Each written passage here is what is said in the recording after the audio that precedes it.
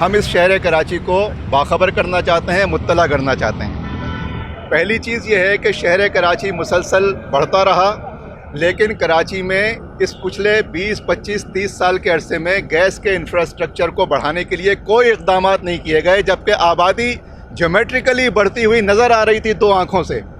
کوئی اقدام نہیں کیا گیا، جبکہ اس ادارے کے ذریعے یہ ادارہ بہتر پرفارم کرنے والے اداروں میں سے ایک ہے، یہ کام کیا جا سکتا تھا۔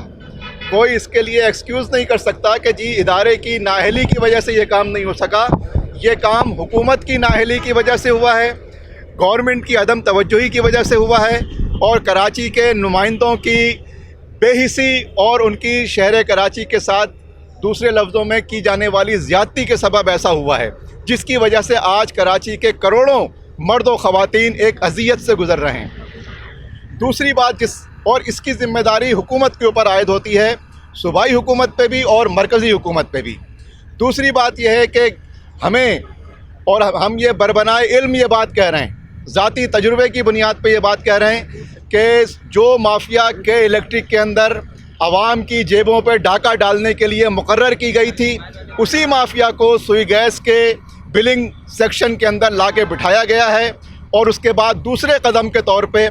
جو سلیب سسٹم سوئی گیس میں نہیں تھا کہ الیکٹرک میں اس کو نافذ کر کے ڈاکہ ڈالا جاتا تھا لوگوں کی جیبوں کے اوپر، وہی سسٹم سوئی گیس کے اندر بھی اڈاپٹ کیا گیا ہے، اور اسی کی بنیاد پہ مختلف قسم کی مشکلات سے دوچار کر کے پھر ان کو مجبور کر کے پیسے ان کی جیبوں سے نکلوائے جاتے ہیں۔ یہ کام بھی حکومت کی طرف سے ہو رہا ہے، اور حکومت اس کام میں براہ راست شریک ہے، اس لیے کہ سوئی گیس کی انتظامیہ یہ کہتی ہے کہ ہم ڈسٹریبیوشن کمپنی ہیں،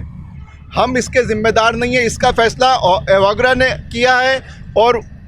اس کی پالیسیوں کو سوئی گیس SSG کے ذریعے نافذ کیا گیا ہے۔ تیسری بات یہ ہے کہ سندھ گورنمنٹ یہ کہتی ہے کہ سندھ میں گیس کی پروڈکشن زیادہ ہے، لوگوں کی ضرورت سے زیادہ گیس پروڈیوس ہو رہی ہے، نئے جو فیلڈز ہیں وہ ایکسپلور ہو رہی ہیں، اس کے باوجود سندھ میں گیس کی شارٹیج ہے، اور یہ سندھ حکومت اور مرکزی حکومت کیونکہ مالی معاملات میں ان کے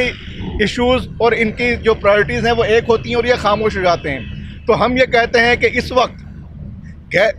بجلی کے فیلئر کے بعد گیس کے اس فیلئر سے کراچی کے جو بھی منتخب نمائندے تھے، چاہے وہ MLA کی شکل میں ہوں، MPs کی شکل میں ہوں، اور وزراء کی شکل میں ہوں، یہ کراچی کے ساتھ سوداگری کر رہے ہیں، یہ کراچی کے مسائل سے لا تعلق ہیں، ان کا کراچی کے عوام سے کوئی تعلق نہیں ہے، اور کراچی اس وقت ایک بے نمائندہ شہر کی حیثیت سے صوبائی اسمبلی اور قومی اسمبلی میں موجود ہے۔ سر یہ بتائیے کہ آپ ابھی جو انہوں نے تقریر دہانی کروائی اس سے مطمئن ہے؟ اگر عمل نہیں ہوا تو آگے کیا کریں گے؟ احتجاج ہوگا؟ دیکھیے، انہوں نے ابھی یہ کہا ہے کہ جہاں جہاں ہمارے پاس شکایات آئیں گی ہم ان تمام شکایات کو پراپرلی ایڈریس کرنے کی کوشش کریں گے۔ ہم نے ان کی اس بات کے اوپر بھروسہ کیا ہے۔ ہمارے پاس شکایات آنا شروع بھی ہو گئی ہیں، ابھی ایک درخواست یہاں پہ آ گئی تھی، تو ہم اس حوالے سے یہاں پہ نجیب ایوبی صاحب موجود ہیں۔ جس طرح سے کے الیکٹرک کی ڈیسک ادارہ نور حق میں کام کر رہی تھی، آج ہم اس ڈیسک کو قائم کر رہے ہیں۔ سوئی گیس کے حوالے سے بھی وہ ڈیسک وہاں پراپرلی کام کرے گی۔ شہر کے جتنے بھی مسائل ہیں، اگر آپ کے MNAs MPs اس مسئلے کو حل کرنے میں نالائق اور نااہل ہیں تو ہم الحمدللہ موجود ہیں۔ جس طرح سے کے الیکٹرک پہ ہم نے کام کیا ہے، گیس کے ایشو کے اوپر بھی ہم پراپرلی انڈیویجول کیسز پہ بھی کام کریں گے۔ اتوار